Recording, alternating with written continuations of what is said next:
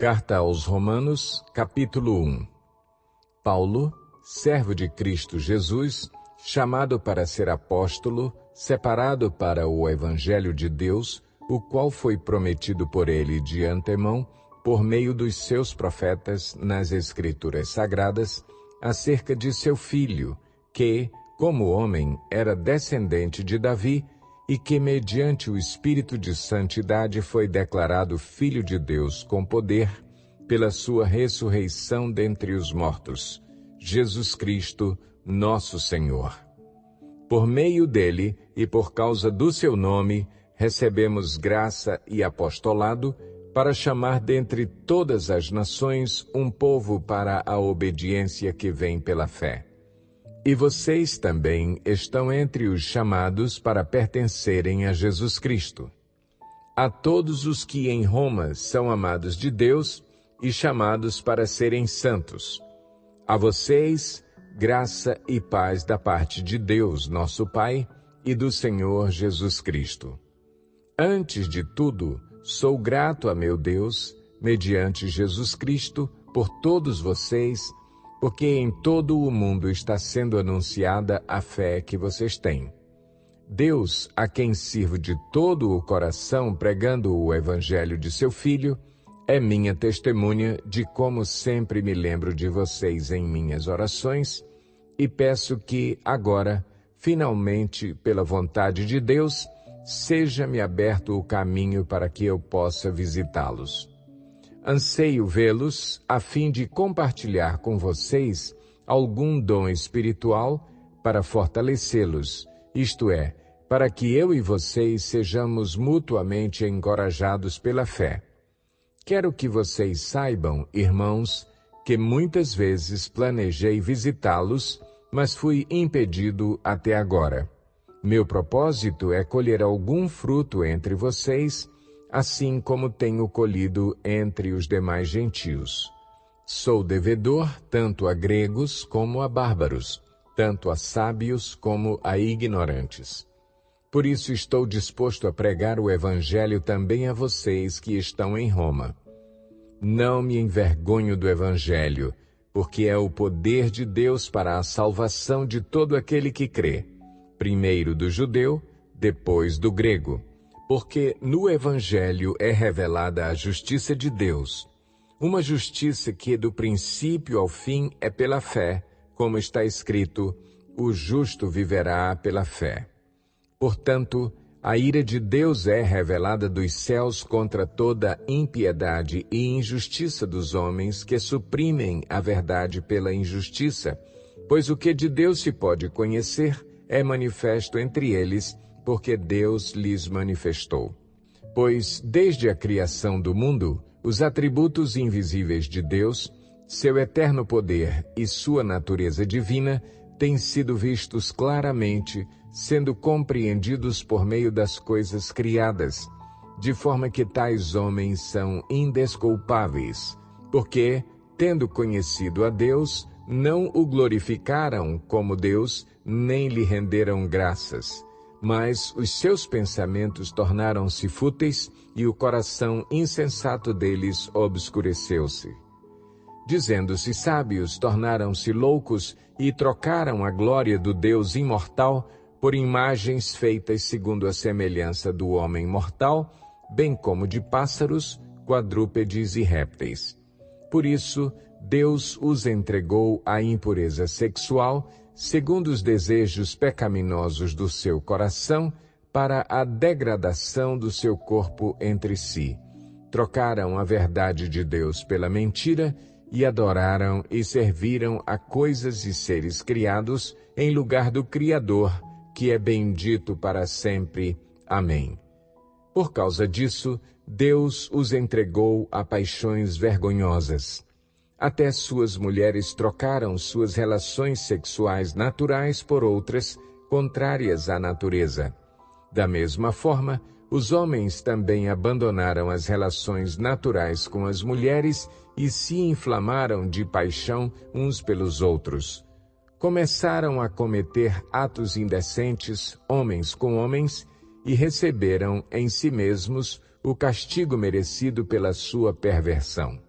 Além do mais, visto que desprezaram o conhecimento de Deus, ele os entregou a uma disposição mental reprovável para praticarem o que não deviam.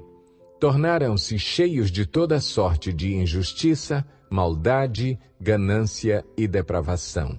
Estão cheios de inveja, homicídio, rivalidades, engano e malícia. São bisbilhoteiros, caluniadores, inimigos de Deus, insolentes, arrogantes e presunçosos. Inventam maneiras de praticar o mal. Desobedecem a seus pais, são insensatos, desleais, sem amor pela família, implacáveis. Embora conheçam o justo decreto de Deus de que as pessoas que praticam tais coisas merecem a morte, não somente continuam a praticá-las, mas também aprovam aqueles que as praticam. Romanos 2. Portanto, você que julga os outros é indesculpável, pois está condenando a si mesmo naquilo em que julga, visto que você, que julga, pratica as mesmas coisas. Sabemos que o juízo de Deus contra os que praticam tais coisas é conforme a verdade. Assim, quando você, um simples homem, os julga, mas pratica as mesmas coisas, pensa que escapará do juízo de Deus? Ou será que você despreza as riquezas da sua bondade, tolerância e paciência, não reconhecendo que a bondade de Deus o leva ao arrependimento? Contudo, por causa da sua teimosia e do seu coração obstinado, você está acumulando ira contra si mesmo para o dia da ira de Deus, quando se revelará o seu justo julgamento. Deus retribuirá a cada um conforme o seu procedimento. Ele dará vida eterna aos que, persistindo em fazer o bem, buscam glória, honra e imortalidade. Mas haverá ira e indignação para os que são egoístas, que rejeitam a verdade e seguem a injustiça. Haverá tribulação e angústia para todo ser humano que pratica o mal, primeiro para o judeu, depois para o grego. Mas glória, honra e paz para todo o que pratica o bem, primeiro para o judeu, depois para o grego. Pois em Deus não há parcialidade.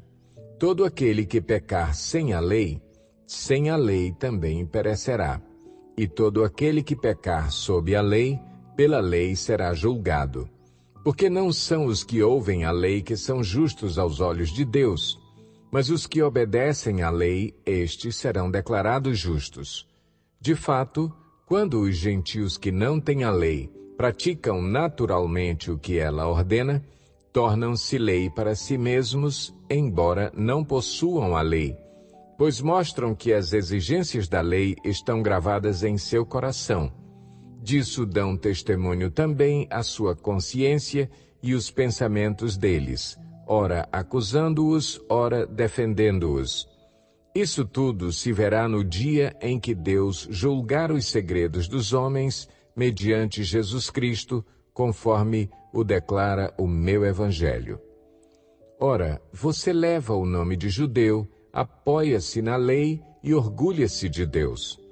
Você conhece a vontade de Deus e aprova o que é superior, porque é instruído pela lei. Você está convencido de que é guia de cegos, luz para os que estão em trevas, instrutor de insensatos, mestre de crianças, porque tem na lei a expressão do conhecimento e da verdade. E então, você que ensina os outros, não ensina a si mesmo? Você que prega contra o furto, furta? Você que diz que não se deve adulterar, adultera? Você que detesta ídolos, rouba-lhes os templos? Você que se orgulha da lei, desonra a Deus desobedecendo à lei? Pois, como está escrito, o nome de Deus é blasfemado entre os gentios por causa de vocês. A circuncisão tem valor se você obedece à lei, mas, se você desobedece à lei, a sua circuncisão já se tornou incircuncisão. Se aqueles que não são circuncidados obedecem aos preceitos da lei, não serão eles considerados circuncidados? Aquele que não é circuncidado fisicamente, mas obedece à lei, condenará você que, tendo a lei escrita e a circuncisão, é transgressor da lei. Não é judeu quem o é apenas exteriormente, nem é circuncisão a que é meramente exterior e física. Não, judeu é quem o é interiormente e circuncisão é a operada no coração, pelo Espírito e não pela lei escrita. Para estes, o louvor não provém dos homens, mas de Deus. Romanos 3. Que vantagem há, então, em ser judeu? Ou que utilidade há na circuncisão? Muita, em todos os sentidos, principalmente porque aos judeus foram confiadas as palavras de Deus. Que importa se alguns deles foram infiéis? A sua infidelidade anulará a fidelidade de Deus? De maneira nenhuma. Seja Deus verdadeiro e todo homem mentiroso, como está escrito, para que seja justificado nas tuas palavras e prevaleças. Mas se a nossa injustiça ressalta de maneira ainda mais clara a justiça de Deus, que diremos? Que Deus é injusto por aplicar a sua ira? Estou usando um argumento humano. Claro que não. Se fosse assim, como Deus iria julgar o mundo? Alguém pode alegar ainda: se a minha mentira ressalta a veracidade de Deus, aumentando assim a sua glória, por que sou condenado como pecador? Por que não dizer como alguns caluniosamente afirmam que dizemos? Façamos o mal para que nos venha o bem? A condenação dos tais é merecida. Que concluiremos então? Estamos em posição de vantagem? Não. Já demonstramos que tanto judeus quanto gentios estão debaixo do pecado, como está escrito: não há nenhum justo, nenhum sequer. Não há ninguém que entenda, ninguém que busque a Deus. Todos se desviaram, tornaram-se juntamente inúteis. Não há ninguém que faça o bem, não há nenhum sequer. Suas gargantas são um túmulo aberto, com suas línguas enganam. Veneno de serpentes está em seus lábios. Suas bocas estão cheias de maldição e amargura. Seus pés são ágeis para derramar sangue. Ruína e desgraça marcam os seus caminhos e não conhecem o caminho da paz. Aos seus olhos é inútil temer a Deus. Sabemos que tudo o que a lei diz, o diz àqueles que estão debaixo dela, para que toda boca se cale e todo o mundo esteja sob o juízo de Deus. Portanto, ninguém será declarado justo diante dele, baseando-se na obediência à lei, pois é mediante a lei que nos tornamos plenamente conscientes do pecado. Mas agora se manifestou uma justiça que provém de Deus, independente da lei, da qual testemunham a lei e os profetas, justiça de Deus mediante a fé em Jesus Cristo para todos os que creem. Não há distinção, pois todos pecaram e estão destituídos da glória de Deus, sendo justificados gratuitamente por sua graça, por meio da redenção que há em Cristo Jesus. Deus o ofereceu como sacrifício para a propiciação mediante a fé, pelo seu sangue, demonstrando a sua justiça. Em sua tolerância, havia deixado impunes os pecados anteriormente cometidos, mas, no presente, demonstrou a sua justiça a fim de ser justo e justificador daquele que tem fé em Jesus. Onde está, então, o motivo de vanglória? É excluído. Baseado em que princípio? No da obediência à lei? Não, mas no princípio da fé. Pois sustentamos que o homem é justificado pela fé, independente da obediência à lei. Deus é Deus apenas dos judeus? Ele não é também o Deus dos gentios? Sim, dos gentios também. visto que existe um só Deus, que pela fé justificará os circuncisos e os incircuncisos. Anulamos então a lei pela fé? De maneira nenhuma. Ao contrário, confirmamos a lei. Romanos 4. Portanto, que diremos do nosso antepassado Abraão? Se de fato Abraão foi justificado pelas obras, ele tem do que se gloriar, mas não diante de Deus. Que diz a Escritura? Abraão creu em Deus, e isso lhe foi creditado como justiça. Ora, o salário do homem que trabalha não é considerado como favor, mas como dívida. Todavia, há aquele que não trabalha, mas confia em Deus, que justifica o ímpio, sua fé lhe é creditada como justiça. Davi diz a mesma coisa quando fala da felicidade do homem a quem Deus credita justiça independente de obras. Como são felizes aqueles que têm suas transgressões perdoadas, cujos pecados são apagados. Como é feliz aquele a quem o Senhor não atribui culpa. Destina-se esta felicidade apenas aos circuncisos ou também aos incircuncisos? Já dissemos que, no caso de Abraão, a fé lhe foi creditada como justiça. Sob quais circunstâncias? Antes ou depois de ter sido circuncidado? Não foi depois, mas antes. Assim, ele recebeu a circuncisão como sinal, como selo da justiça que ele tinha pela fé, quando ainda não fora circuncidado. Portanto, ele é o pai de todos os que creem, sem terem sido circuncidados, a fim de que a justiça fosse creditada também a eles.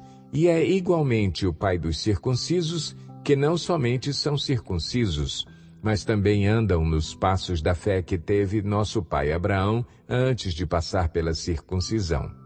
Não foi mediante a lei que Abraão e a sua descendência receberam a promessa de que ele seria herdeiro do mundo, mas mediante a justiça que vem da fé. Pois, se os que vivem pela lei são herdeiros, a fé não tem valor e a promessa é inútil, porque a lei produz a ira, e onde não há lei, não há transgressão. Portanto, a promessa vem pela fé para que seja de acordo com a graça e seja assim garantida a toda a descendência de Abraão, não apenas aos que estão sob o regime da lei, mas também aos que têm a fé que Abraão teve. Ele é o pai de todos nós. Como está escrito, eu o constituí pai de muitas nações. Ele é nosso pai aos olhos de Deus em quem creu, o Deus que dá vida aos mortos e chama à existência coisas que não existem como se existissem.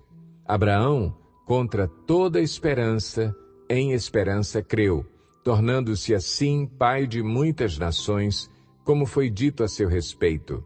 Assim será a sua descendência.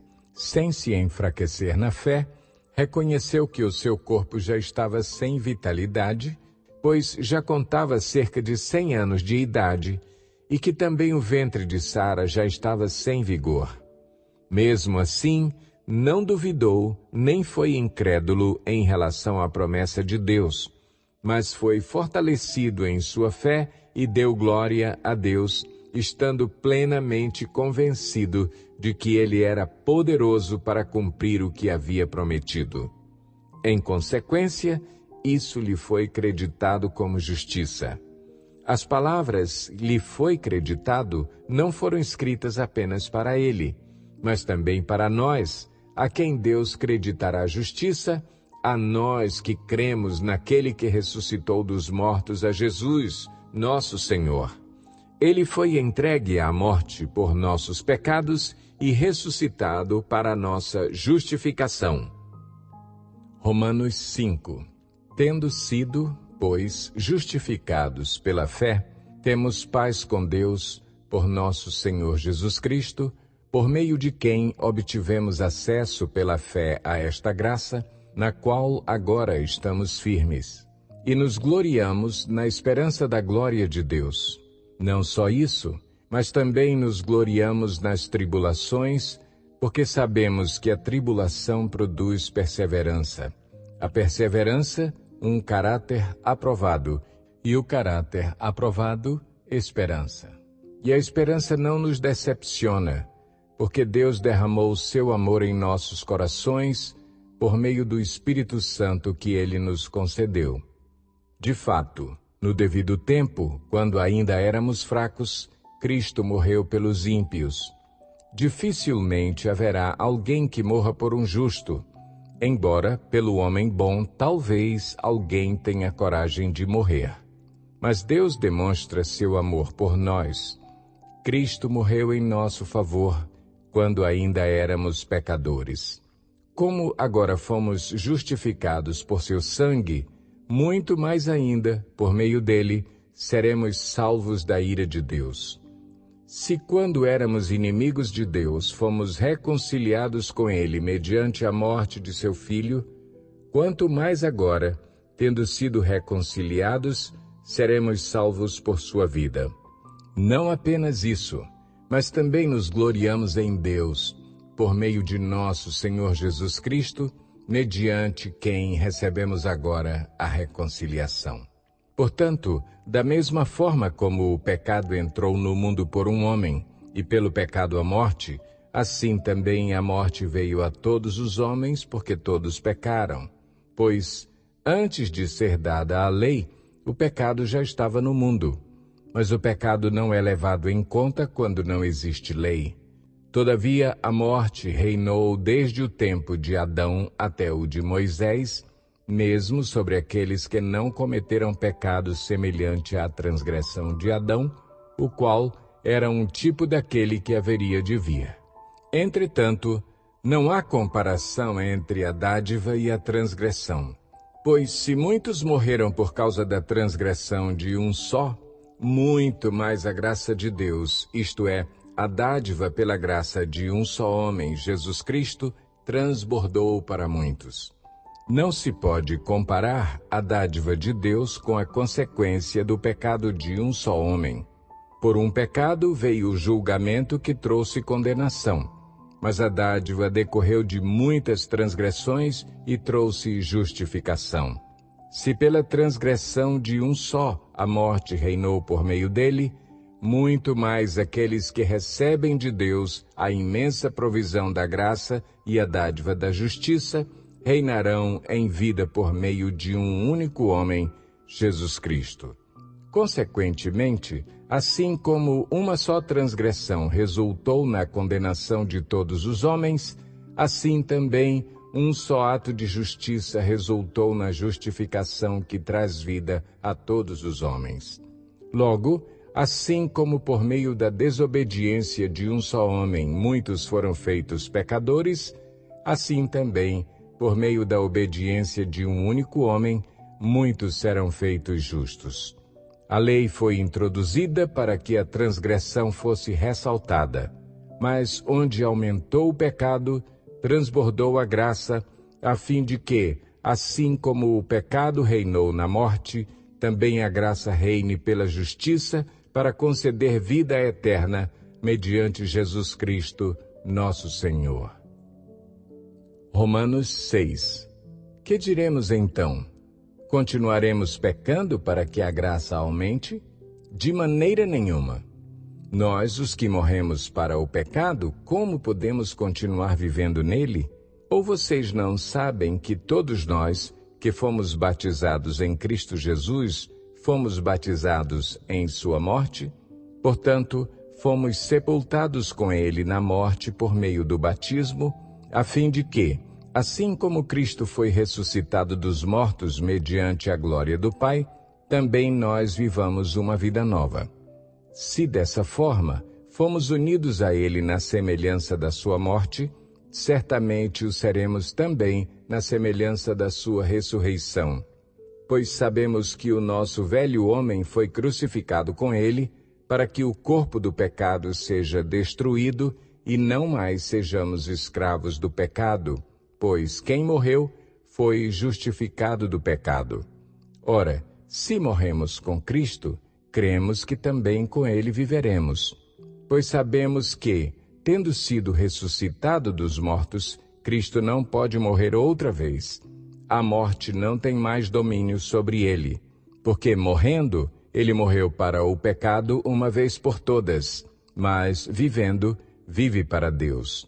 Da mesma forma, considerem-se mortos para o pecado, mas vivos para Deus em Cristo Jesus. Portanto, não permitam que o pecado continue dominando os seus corpos mortais, fazendo que vocês obedeçam aos seus desejos. Não ofereçam os membros do corpo de vocês ao pecado como instrumentos de injustiça. Antes, ofereçam-se a Deus como quem voltou da morte para a vida, e ofereçam os membros do corpo de vocês a Ele como instrumentos de justiça. Pois o pecado não os dominará, porque vocês não estão debaixo da lei, mas debaixo da graça. E então, vamos pecar porque não estamos debaixo da lei, mas debaixo da graça? De maneira nenhuma.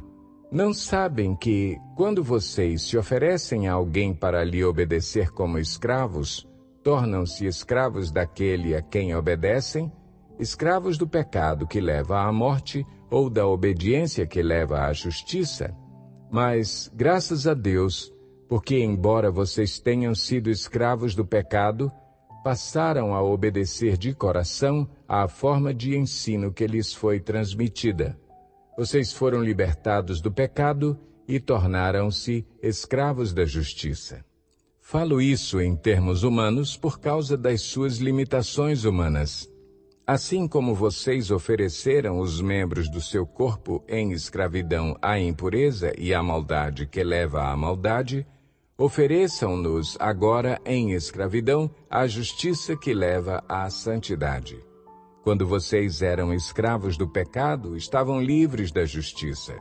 Que fruto colheram, então, das coisas das quais agora vocês se envergonham? O fim delas é a morte.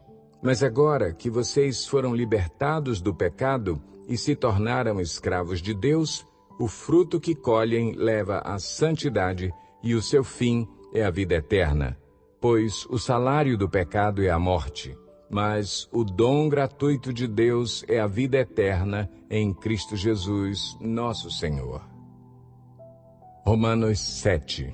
Meus irmãos, falo a vocês como a pessoas que conhecem a lei. Acaso vocês não sabem que a lei tem autoridade sobre alguém apenas enquanto ele vive?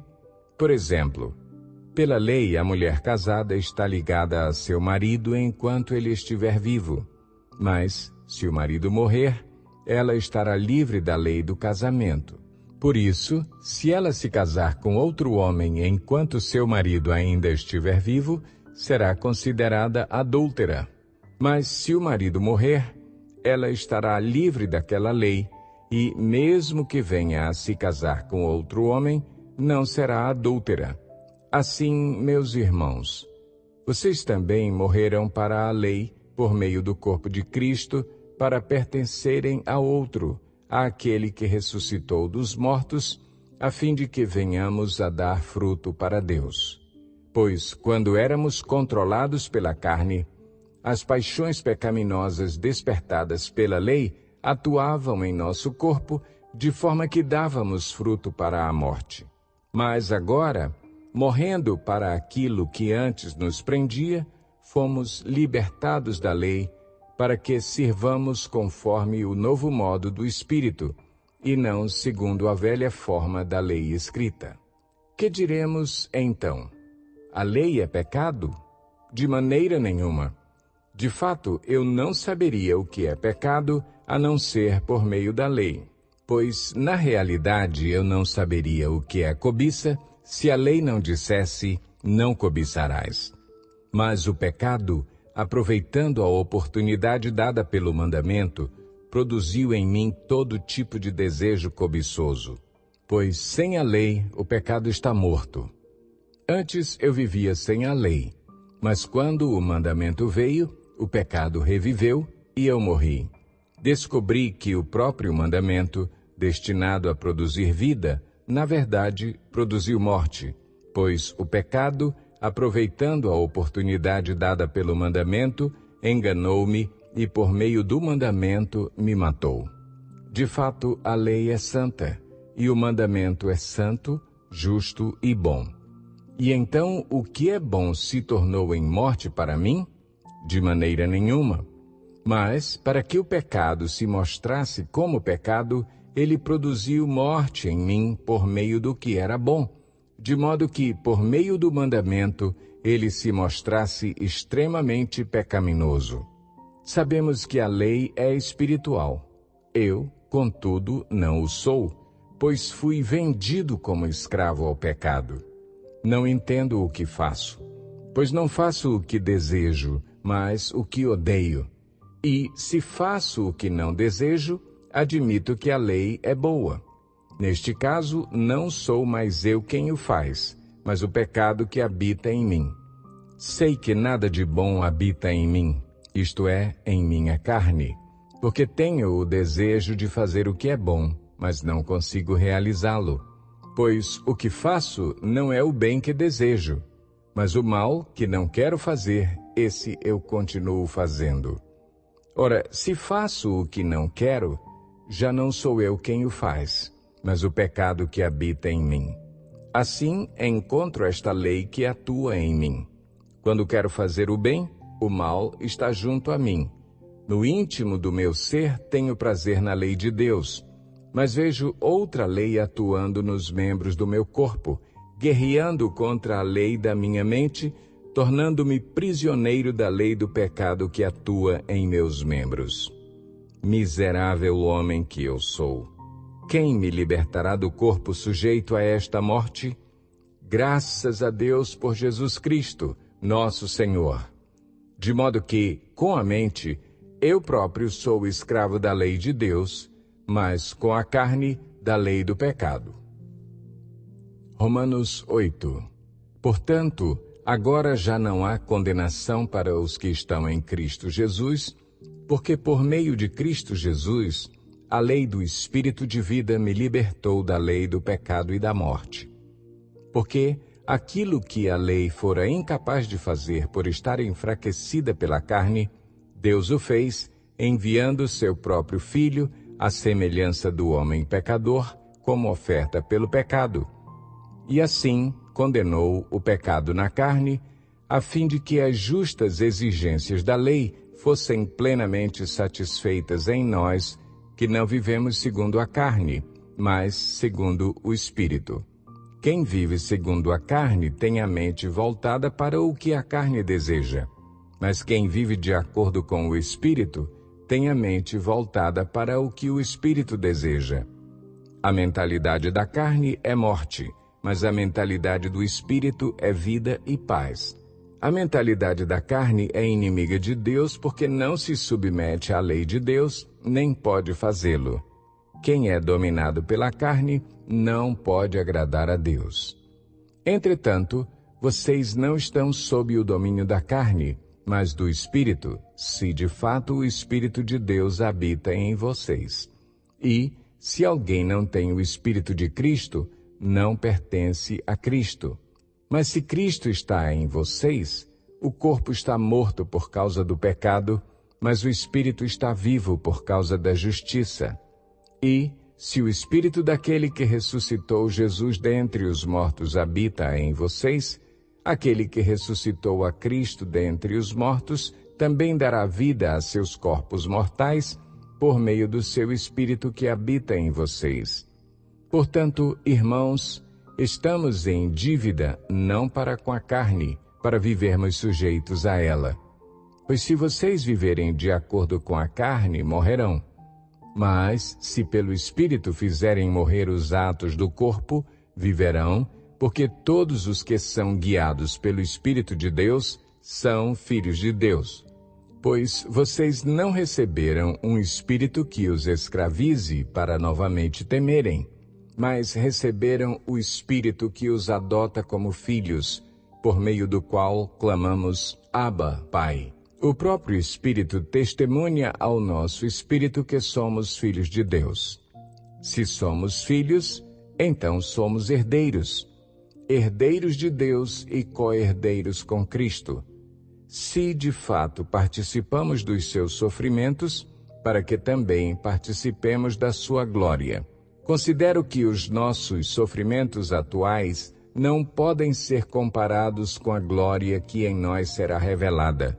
A natureza criada aguarda, com grande expectativa, que os filhos de Deus sejam revelados, pois ela foi submetida à inutilidade, não pela sua própria escolha, mas por causa da vontade daquele que a sujeitou, na esperança de que a própria natureza criada será libertada da escravidão da decadência em que se encontra, recebendo a gloriosa liberdade dos filhos de Deus. Sabemos que toda a natureza criada geme até agora como em dores de parto. E não só isso, mas nós mesmos, que temos os primeiros frutos do Espírito, gememos interiormente, esperando ansiosamente nossa adoção como filhos, a redenção do nosso corpo. Pois nessa esperança fomos salvos. Mas esperança que se vê não é esperança. Quem espera por aquilo que está vendo? Mas se esperamos o que ainda não vemos, aguardamo-lo pacientemente.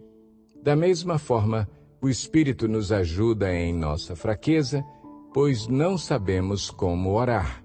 Mas o próprio Espírito intercede por nós com gemidos inexprimíveis.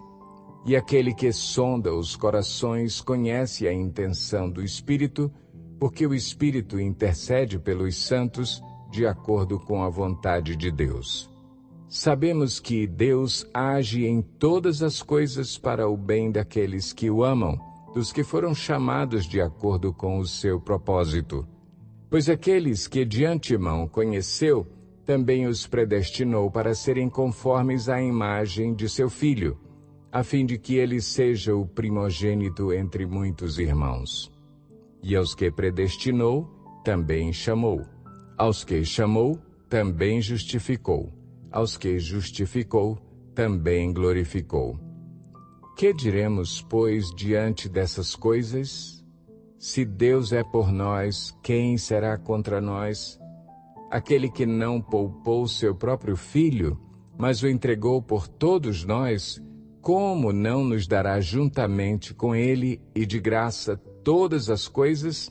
Quem fará alguma acusação contra os escolhidos de Deus? É Deus quem os justifica. Quem os condenará? Foi Cristo Jesus que morreu, e mais, que ressuscitou e está à direita de Deus e também intercede por nós. Quem nos separará do amor de Cristo? Será tribulação, ou angústia, ou perseguição, ou fome, ou nudez, ou perigo, ou espada? Como está escrito: por amor de ti enfrentamos a morte todos os dias. Somos considerados como ovelhas destinadas ao matadouro. Mas em todas estas coisas somos mais que vencedores por meio daquele que nos amou. Pois estou convencido de que nem morte, nem vida, nem anjos, nem demônios, nem o presente, nem o futuro, nem quaisquer poderes, nem altura, nem profundidade, nem qualquer outra coisa na criação será capaz de nos separar do amor de Deus que está em Cristo Jesus, nosso Senhor. Romanos 9. Digo a verdade em Cristo. Não minto. Minha consciência o confirma no Espírito Santo. Tenho grande tristeza e constante angústia em meu coração.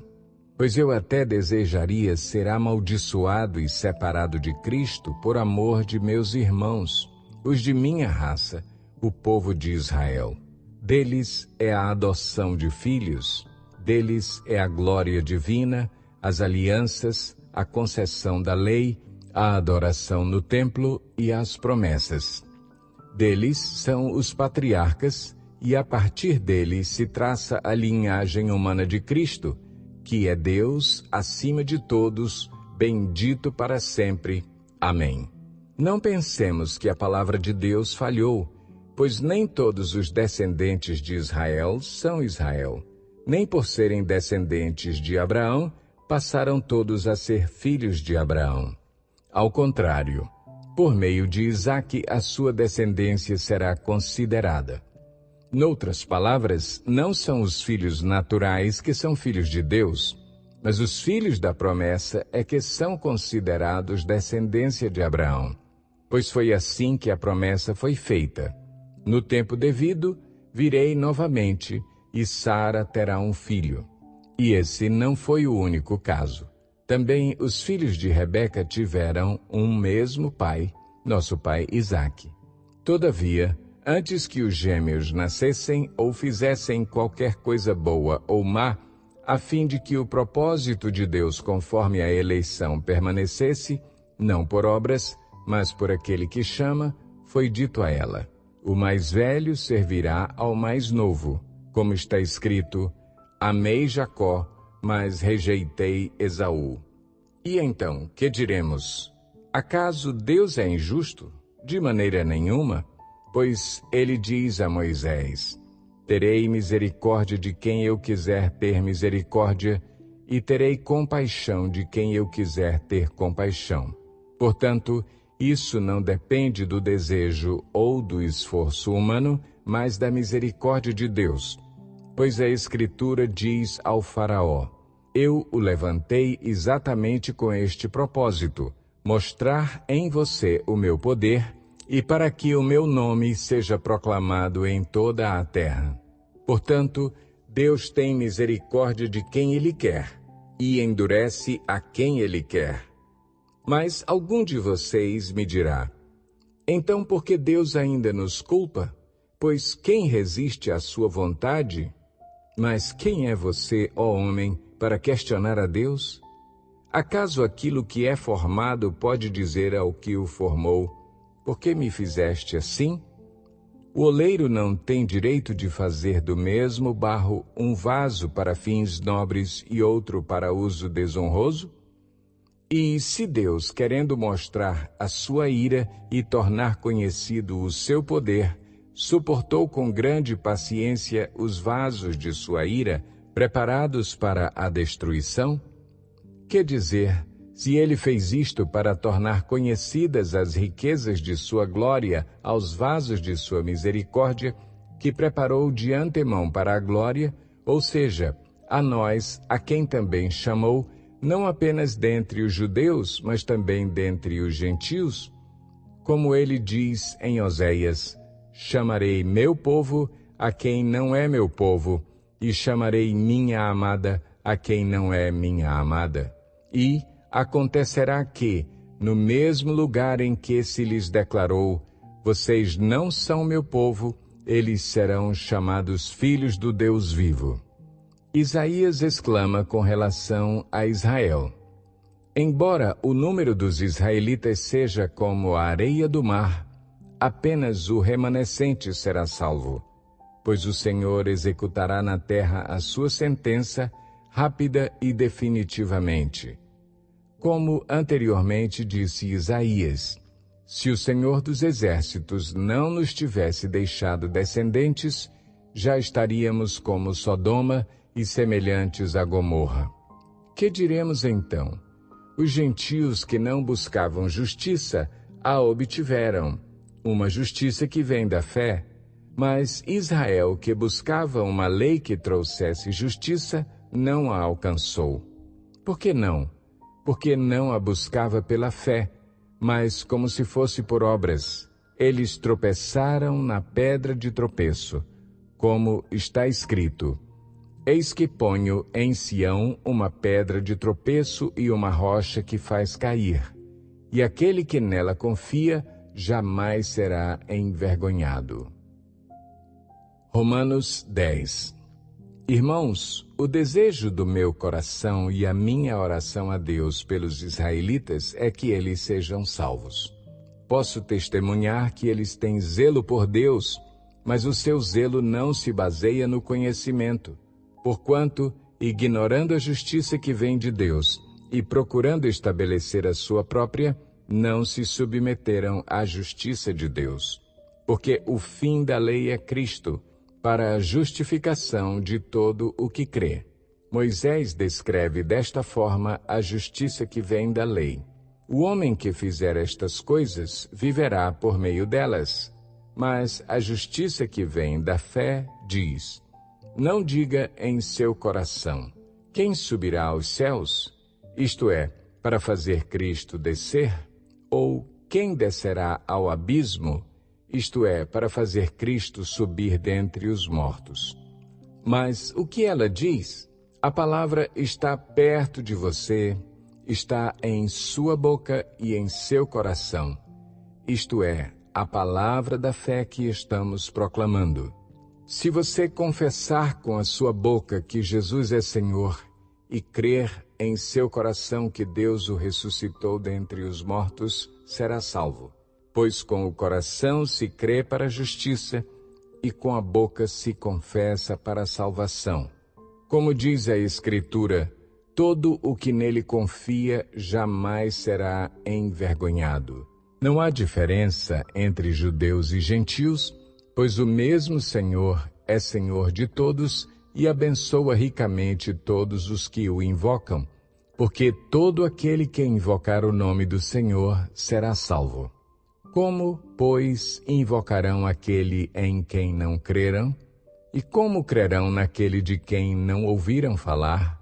E como ouvirão se não houver quem pregue? E como pregarão se não forem enviados, como está escrito?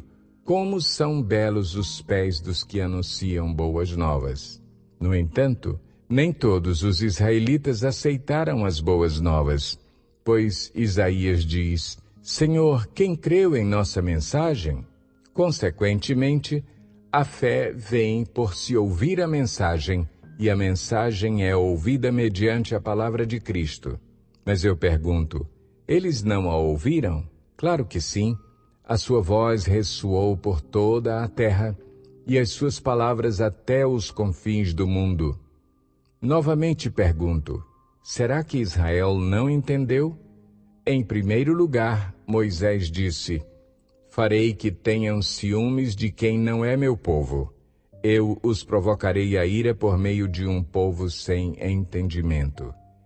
E Isaías diz ousadamente: fui achado por aqueles que não me procuravam. Revelei-me àqueles que não perguntavam por mim. Mas a respeito de Israel, ele diz: o tempo todo estendi as mãos a um povo desobediente e rebelde. Romanos 11. Pergunto, pois, acaso Deus rejeitou o seu povo? De maneira nenhuma. Eu mesmo sou israelita, descendente de Abraão, da tribo de Benjamim. Deus não rejeitou o seu povo, o qual de antemão conheceu. Ou vocês não sabem como Elias clamou a Deus contra Israel, conforme diz a Escritura? Senhor, mataram os teus profetas e derrubaram os teus altares. Sou o único que sobrou e agora estão procurando matar-me. E qual foi a resposta divina? Reservei para mim 7.000 homens que não dobraram os joelhos diante de Baal.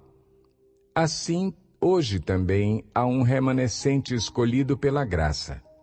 E, se é pela graça, já não é mais pelas obras. Se fosse, a graça já não seria graça.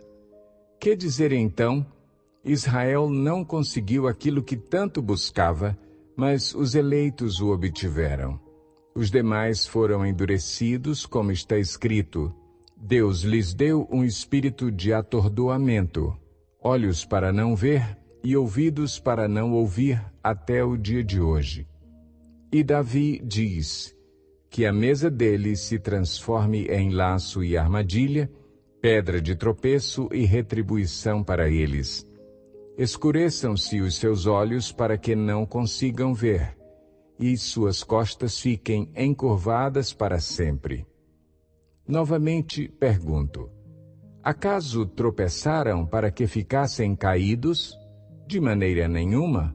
Ao contrário, por causa da transgressão deles, veio salvação para os gentios, para provocar ciúme em Israel. Mas se a transgressão deles significa riqueza para o mundo e o seu fracasso riqueza para os gentios, quanto mais significará a sua plenitude? Estou falando a vocês, gentios. Visto que sou apóstolo para os gentios, exalto o meu ministério na esperança de que, de alguma forma, possa provocar ciúme em meu próprio povo e salvar alguns deles. Pois se a rejeição deles é a reconciliação do mundo, o que será a sua aceitação, senão vida dentre os mortos? Se é santa a parte da massa que é oferecida como primeiros frutos, toda a massa também o é. Se a raiz é santa, os ramos também o serão. Se alguns ramos foram cortados, e você, sendo oliveira brava, foi enxertado entre os outros e agora participa da seiva que vem da raiz da oliveira cultivada, não se glorie contra esses ramos. Se o fizer, saiba que não é você que sustenta a raiz, mas a raiz a você. Então você dirá: os ramos foram cortados para que eu fosse enxertado. Está certo? Eles, porém, foram cortados devido à incredulidade, e você permanece pela fé. Não se orgulhe, mas tema. Pois se Deus não poupou os ramos naturais, também não poupará você. Portanto, considere a bondade e a severidade de Deus. Severidade para com aqueles que caíram, mas bondade para com você, desde que permaneça na bondade dele. De outra forma, você também será cortado. E, quanto a eles, se não continuarem na incredulidade, serão enxertados, pois Deus é capaz de enxertá-los outra vez. Afinal de contas, se você foi cortado de uma oliveira brava por natureza e, de maneira antinatural, foi enxertado numa oliveira cultivada, quanto mais serão enxertados os ramos naturais em sua própria oliveira? Irmãos, não quero que ignorem este mistério, para que não se tornem presunçosos. Israel experimentou um endurecimento em parte, até que chegue à plenitude dos gentios.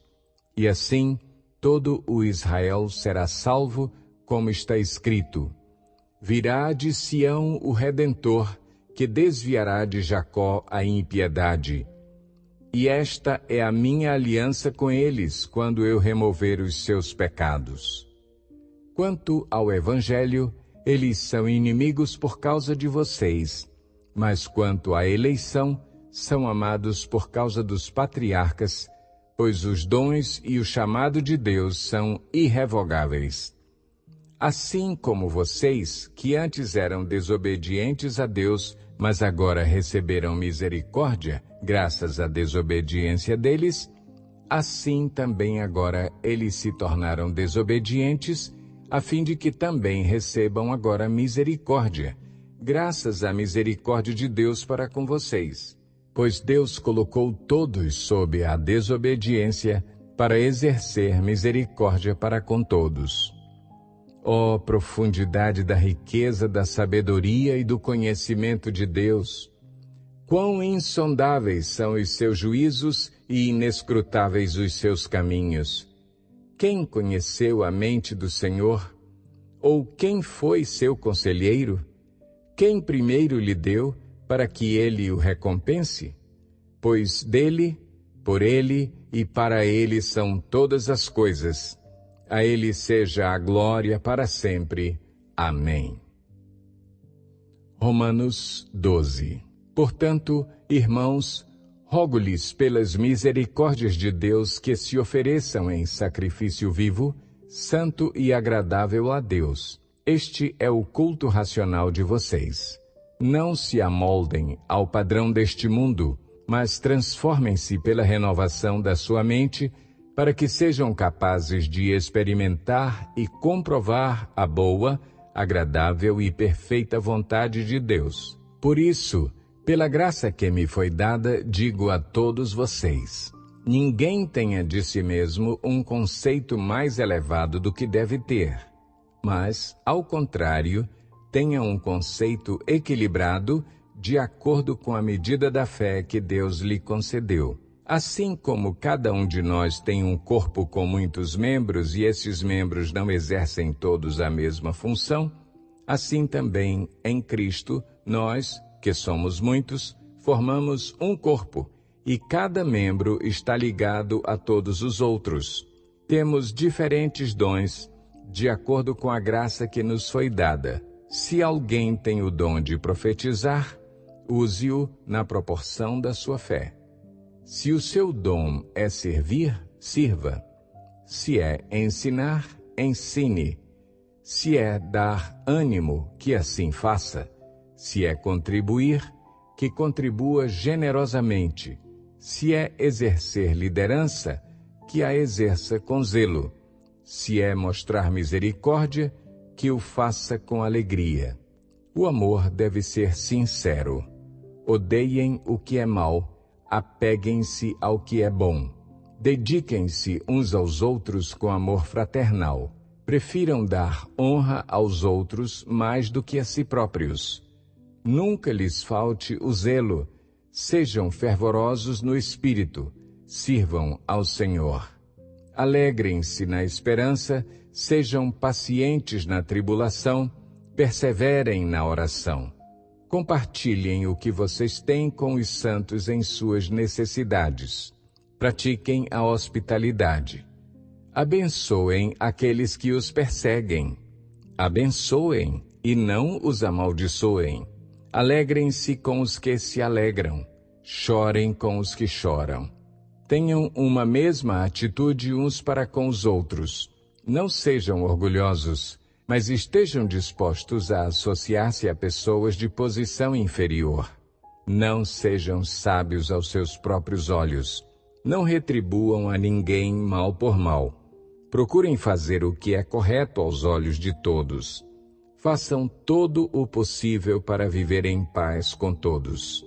Amados, nunca procurem vingar-se, mas deixem com Deus a ira, pois está escrito: minha é a vingança, eu retribuirei, diz o Senhor. Ao contrário, se o seu inimigo tiver fome, dê-lhe de comer. Se tiver sede, dê-lhe de beber. Fazendo isso, você amontoará brasas vivas sobre a cabeça dele.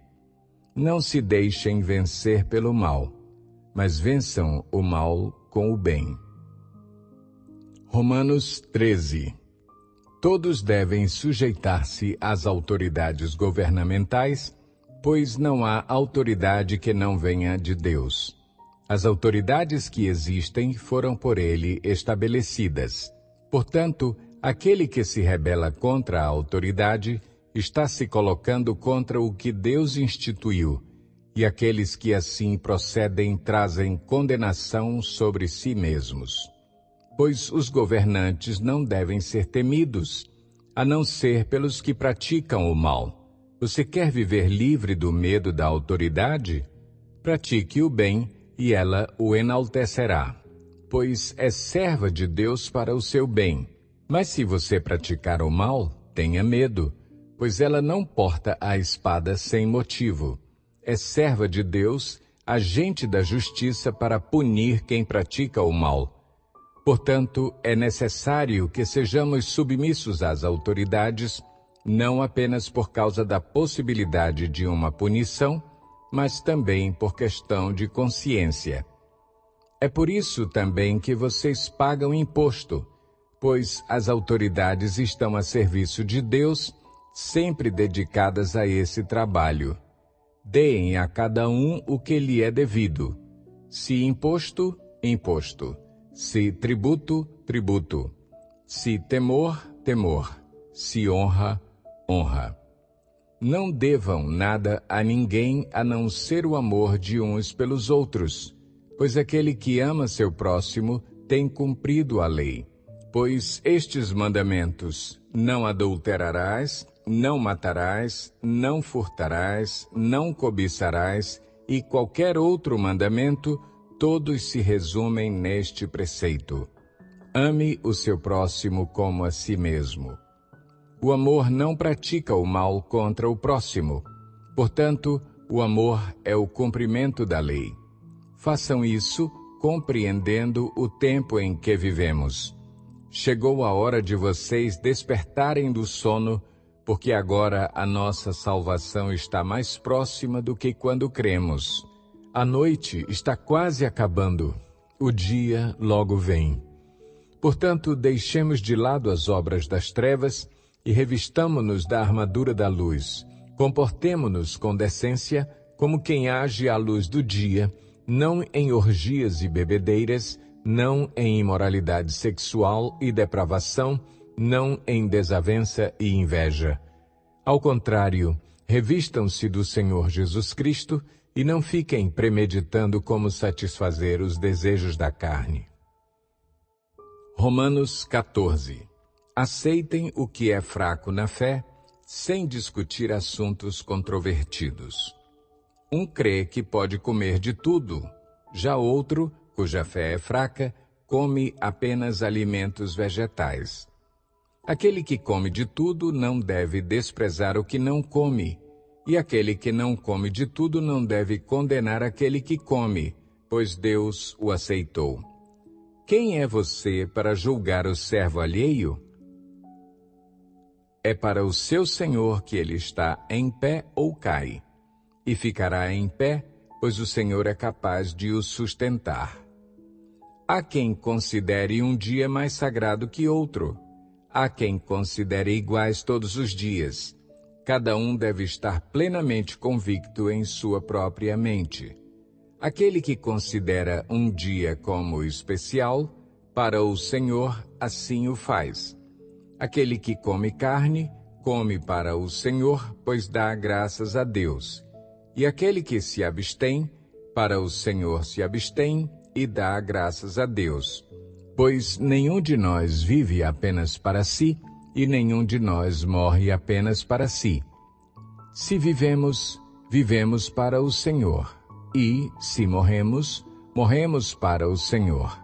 Assim, quer vivamos, quer morramos, pertencemos ao Senhor.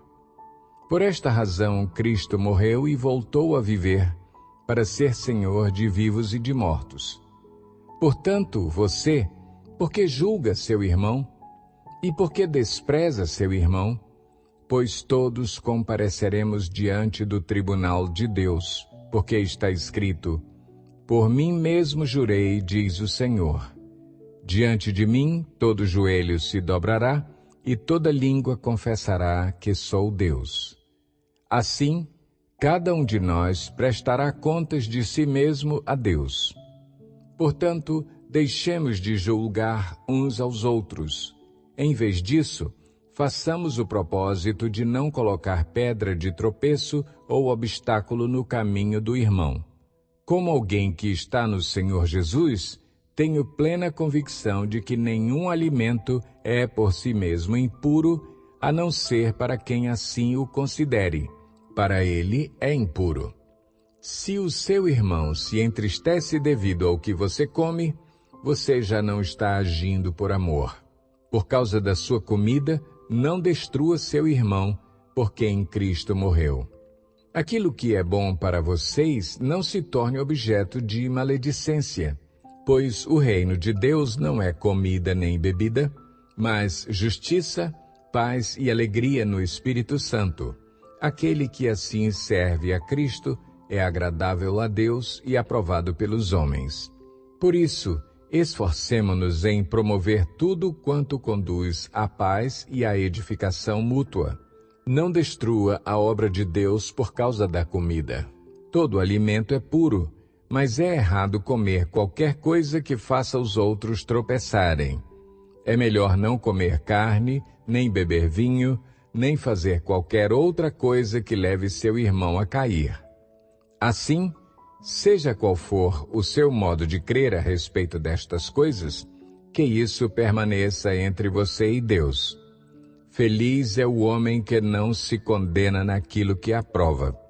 Mas aquele que tem dúvida é condenado se comer, porque não come com fé. E tudo o que não provém da fé é pecado. Romanos 15. Nós, que somos fortes, devemos suportar as fraquezas dos fracos e não agradar a nós mesmos. Cada um de nós deve agradar ao seu próximo para o bem dele, a fim de edificá-lo.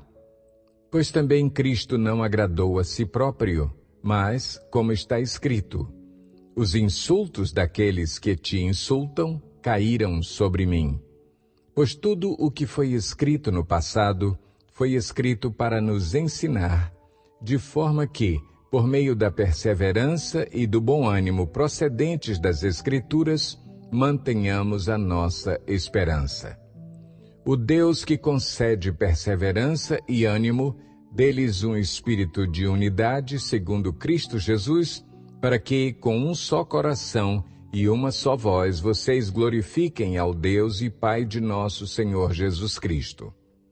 Portanto, aceitem-se uns aos outros, da mesma forma que Cristo os aceitou, a fim de que vocês glorifiquem a Deus. Pois eu lhes digo que Cristo se tornou servo dos que são da circuncisão, por amor à verdade de Deus, para confirmar as promessas feitas aos patriarcas, a fim de que os gentios glorifiquem a Deus por sua misericórdia, como está escrito. Por isso, eu te louvarei entre os gentios, cantarei louvores ao teu nome. E também diz, cantem de alegria, ó gentios, com o povo dele. E mais, louvem o Senhor todos vocês, gentios, cantem louvores a ele todos os povos. E Isaías também diz, brotará a raiz de Jessé, aquele que se levantará para reinar sobre os gentios. Estes colocarão nele a sua esperança.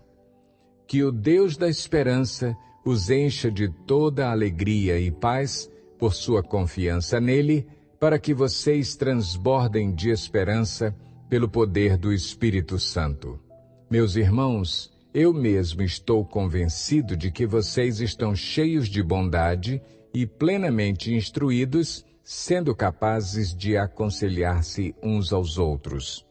A respeito de alguns assuntos, eu lhes escrevi com toda a franqueza, principalmente para fazê-los lembrar-se novamente deles, por causa da graça que Deus me deu de ser um ministro de Cristo Jesus para os gentios, com o dever sacerdotal de proclamar o Evangelho de Deus, para que os gentios se tornem uma oferta aceitável a Deus, santificados pelo Espírito Santo. Portanto, eu me glorio em Cristo Jesus em meu serviço a Deus. Não me atrevo a falar de nada, exceto daquilo que Cristo realizou por meu intermédio, em palavra e em ação, a fim de levar os gentios a obedecerem a Deus, pelo poder de sinais e maravilhas e por meio do poder do Espírito de Deus. Assim, desde Jerusalém e arredores até o Ilírico, proclamei plenamente o Evangelho de Cristo.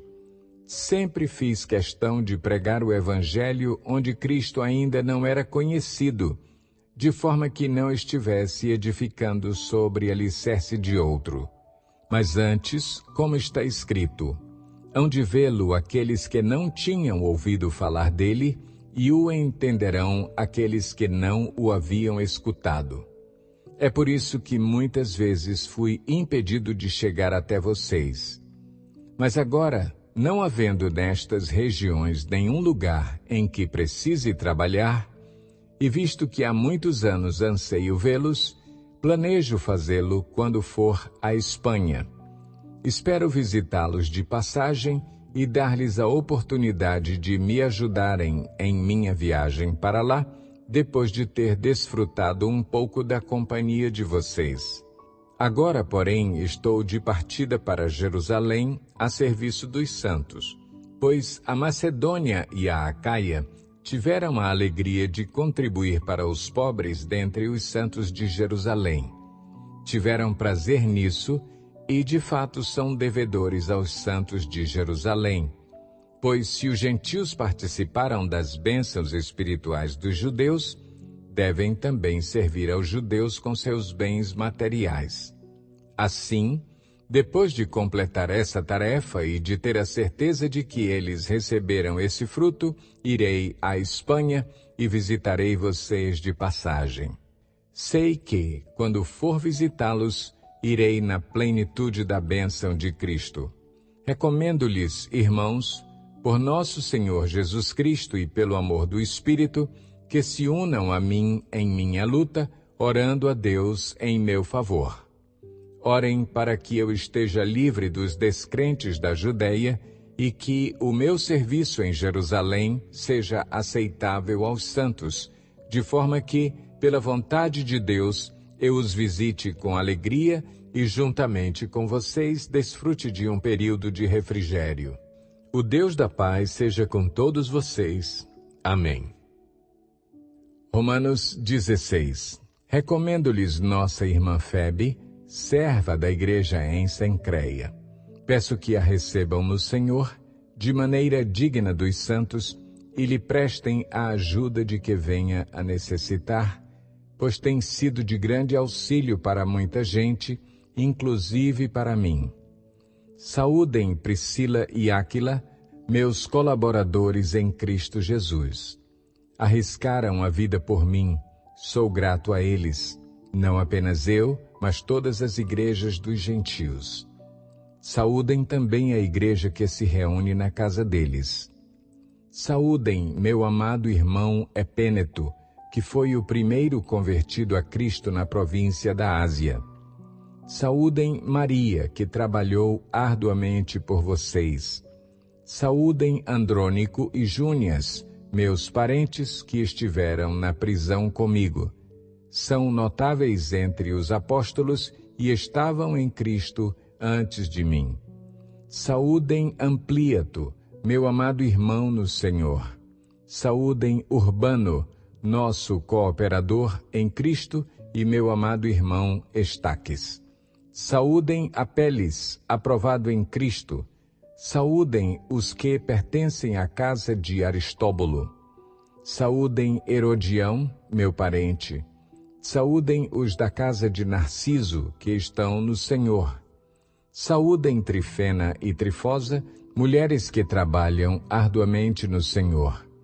Saúdem a amada Pérside, outra que trabalhou arduamente no Senhor. Saúdem Rufo, eleito no Senhor, e sua mãe, que tem sido mãe também para mim. Saúdem Asíncrito, Flegonte, Hermes, Pátrobas, Hermas e os irmãos que estão com eles. Saúdem Filólogo, Júlia, Nereu e sua irmã, e também Olimpas e todos os santos que estão com eles. Saúdem uns aos outros com beijo santo. Todas as igrejas de Cristo enviam-lhes saudações. Recomendo-lhes, irmãos, que tomem cuidado com aqueles que causam divisões e colocam obstáculos ao ensino que vocês têm recebido. Afastem-se deles, pois essas pessoas não estão servindo a Cristo, nosso Senhor, mas a seus próprios apetites. Mediante palavras suaves e bajulação, enganam o coração dos ingênuos.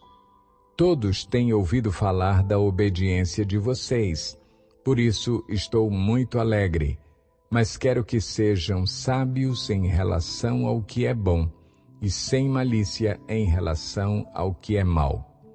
Em breve, o Deus da paz esmagará Satanás debaixo dos pés de vocês.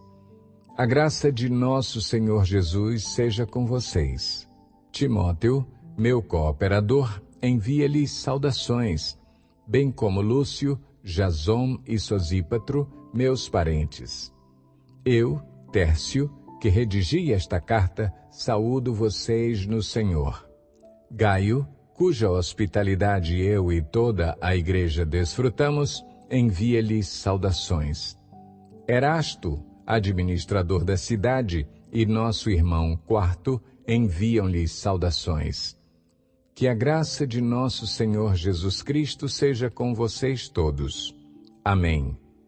Ora, àquele que tem poder para confirmá-los pelo meu evangelho e pela proclamação de Jesus Cristo, de acordo com a revelação do mistério oculto nos tempos passados, mas agora revelado e dado a conhecer pelas Escrituras proféticas por ordem do Deus eterno, para que todas as nações venham a crer nele e a obedecer-lhe.